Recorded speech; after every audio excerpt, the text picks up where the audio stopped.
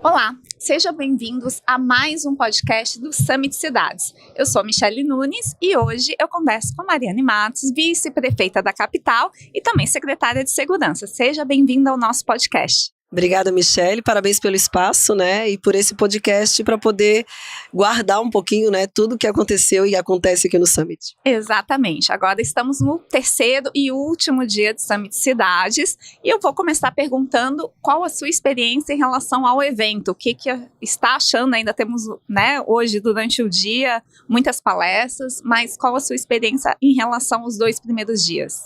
Então, é a primeira vez que eu participei do Summit Cidades, né, inclusive como palestrante. Eu tô achando incrível porque eu defendo muito essa questão da troca de experiências, né.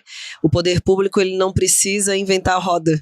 Ele tem que ver o que já está acontecendo em outros municípios, que resolve os seus problemas, ver as soluções que já tem, que pode compartilhar também, porque isso otimiza recurso financeiro, recurso humano, né, recurso material, e isso é muito rico para as cidades, para a gente poder trocar essas experiências, e o Summit está sendo isso, né? Está sendo um intensivo de experiências, de troca de vivências das prefeituras. O interessante é que nós temos prefeituras do Brasil inteiro, então, assim, representantes de todos os estados, e muitas vezes o mesmo problema que nós temos numa região, temos em outra, e principalmente as soluções também, né? Sim. Podemos também apresentar as soluções, e falando disso, né, eu gostaria de saber um pouquinho sobre a sua palestra, né? Então, assim, o que foi apresentado a respeito de Florianópolis, a respeito da segurança?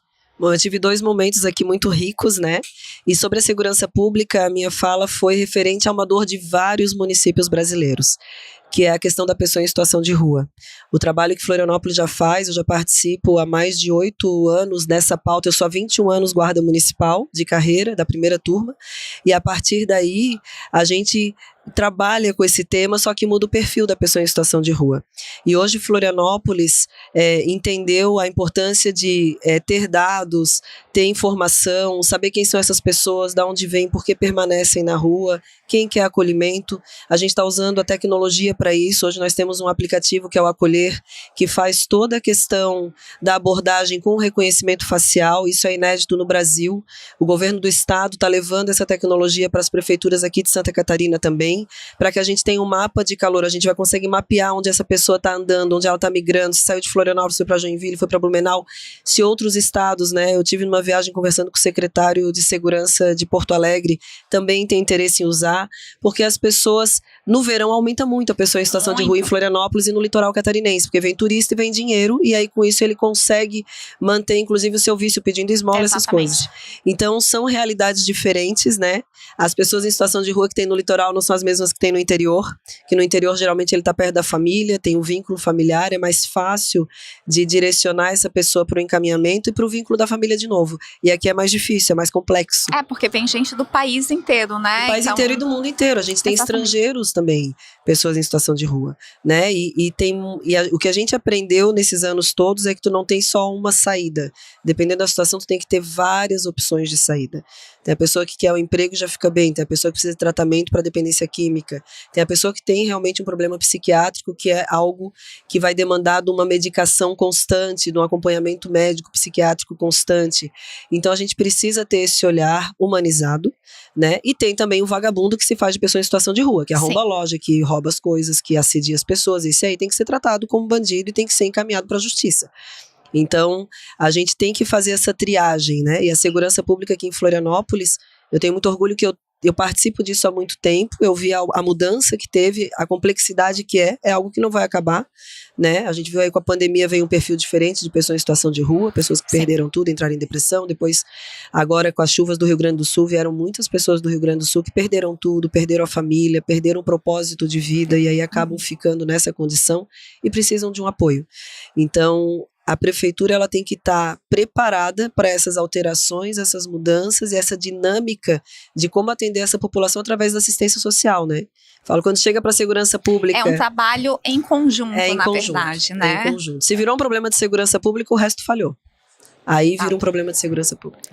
E continuando, né, falando de segurança pública, a gente tem muito orgulho ainda, por ser uma capital onde as pessoas se sentem seguras. Sim. Porque a gente sabe que em outras cidades pelo país, muita gente não consegue andar com celular no centro da cidade. E aqui é diferente. Então, qual é o segredo de Florianópolis? O segredo é a integração, é um povo muito participativo. A gente tem a sociedade civil participando mesmo das opiniões, das decisões da gestão pública. Uma gestão pública muito transparente. O prefeito Topázio, eu como vice-prefeito e como servidora pública, a gente tem esse viés de ser acessível. E quando tu tem um gestor público acessível à população, que não mente, que expõe o problema, aceita sugestões de soluções, a solução não está só dentro do poder público, às vezes a pessoa está vendo de fora, vem com uma solução que talvez a gente não pensou que está mergulhado naquele problema.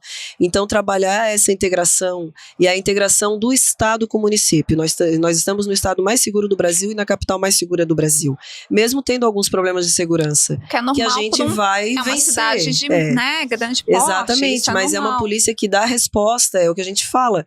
Eu brinco, se o criminoso vier para cá, ele já tem a hospedagem garantida, que é a cadeia. Ele vai ser pego, ele pode tentar, ele pode fazer, mas ele vai ser pego, porque a nossa polícia é muito competente, as guardas municipais são muito competentes, e a gente agora, isso que a gente não investe ainda maciçamente na tecnologia, na inteligência artificial. A hora que o estado de Santa Catarina e Florianópolis, que é o nosso caminho, é para isso que a gente está fazendo planejamento futuro, né?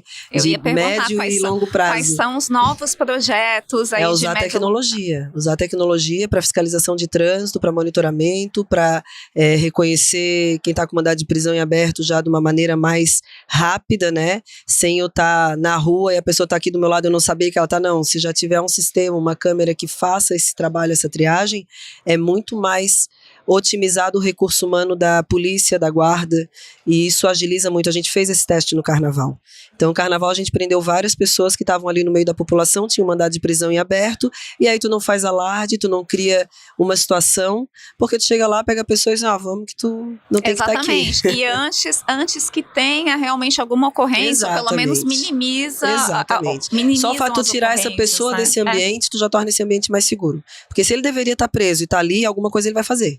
Ele não pode estar ali. A justiça já disse, você não pode estar livre, né, por algum motivo. Hoje a gente já prendeu 2, e um, inclusive, que estava com mandado de prisão por causa de estupro. Então pensa, essa pessoa não pode estar no nosso meio, se a justiça já determinou que ele tem que estar preso. Sim.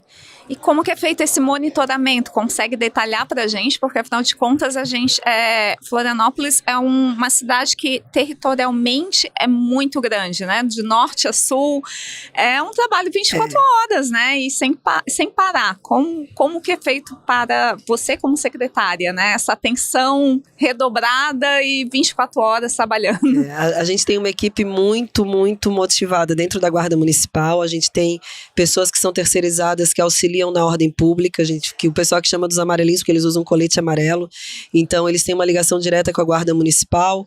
Então vamos supor, tô abordando uma pessoa em situação de rua, tem a Força-Tarefa DOA, que é polícia, guarda, limpeza urbana, assistência social, saúde. A gente fortalece essas ações para as abordagens de pessoas em situação de rua, porque eu preciso encaminhar o que eu tenho na cidade de problema, né? Claro que hoje a pessoa ela tem o direito de não querer o encaminhamento. Nós tivemos aí um histórico essa semana de uma pessoa que faleceu, ela foi abordada várias vezes. Tem no nosso aplicativo a importância de ter o dado, a gente tem como comprovar, janeiro, fevereiro, ele foi abordado várias vezes e nunca quis o encaminhamento, nunca quis o auxílio. E tinha doenças, Então, a gente ainda tem essa legislação muito frouxa, no meu ponto de vista, e que a gente não pode realmente, de verdade, ajudar essa pessoa. Porque uma pessoa como essa que ontem faleceu, ela precisava de tratamento, ela precisava dessa ajuda e eu não tinha como fazer isso obrigando. Exato. Né? Mas se fosse um filho meu, eu ia obrigar a fazer. Então, assim, se a gente ama uma pessoa, se a gente quer o bem dessa pessoa, chega uma hora que ela não fala por si. E hoje a gente só não faz isso porque existe uma legislação que impede que seja de uma forma assim mais orgânica, né? Mas sempre no sentido de salvar essa pessoa. É o que eu falo, o que vai ser preso é o que está dependendo para a justiça. E aí esse sim vai ter o encaminhamento que ele tem que ter também.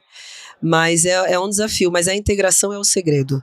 A integração, porque tanto a Polícia Militar, a Polícia Civil, Guarda Municipal, os municípios que têm, os efetivos não são os necessários, né? Aqui a gente precisa abrir concurso, a gente precisa aumentar o efetivo da guarda, mas se cada um der um pouquinho do que tem, a gente monta uma equipe grande e consegue fazer essas ações. Então aqui tudo que a gente conseguiu fazer desde quando eu assumi, na questão de roubo de hidrômetro, na questão de combate a furto de fios, de quem está receptando, é integrado com todas as forças do Estado.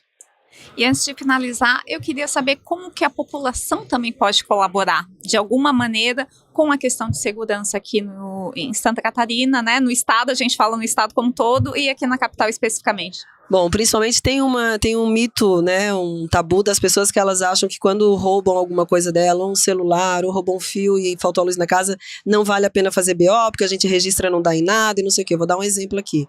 Primeiro, aconteceu alguma coisa que você registre o boletim de ocorrência, porque isso é dado para o Estado.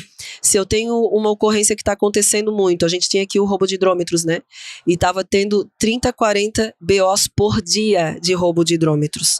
E isso gerou um alarme muito forte para as forças de segurança, assim, o que está acontecendo? Imagina se ninguém registra. Exato. Isso não está acontecendo para o poder público, porque eu tenho outras demandas que as pessoas dizem para a gente que acontece. Então, primeiro, a população sempre registrar, porque isso vai gerar dado e vai fazer com que a gente direcione a nossa força operacional para resolver os problemas que estão sendo mais pulsantes, que estão pulsando mais na cidade. E aí, fora isso, vir conhecer o serviço público, vir participar. Aqui agora eu quero criar uma força-tarefa voluntária, que eu vi isso lá em Israel, eu estive em Israel nesses últimos 10 dias, e lá eles trabalham muito com voluntariado, em todas as áreas da prefeitura. Lá as pessoas têm essa questão de pertencimento, o problema não é da prefeitura, o problema é nosso enquanto sociedade. Exatamente. A prefeitura tem os servidores que tem que coordenar, tem que assumir a frente daquilo, mas se eu puder ir lá ajudar, eu vou ajudar. Então trazer essa cultura vai ser o meu desafio agora, assim, mas eu só em falar isso, várias pessoas vieram, eu quero me voluntariar. Só ver o que a gente fez com o Rio Grande do Sul, os voluntários do Brasil, ele tem esse espírito de ajudar, de contribuir, de resolver problemas. A gente tem que otimizar essa energia brasileira, essa energia de Santa Catarina. Que bom. Agradeço, pela participação aqui no nosso podcast e pela participação também aqui no Summit Cidades, né? Obrigada, parabéns pelo espaço, parabéns pelo evento, né? Incrível, e se Deus quiser, ano que vem vai ser melhor ainda, né? Cada ano é melhor. Tá bem, muito obrigada. E continue conosco no podcast do Summit Cidades.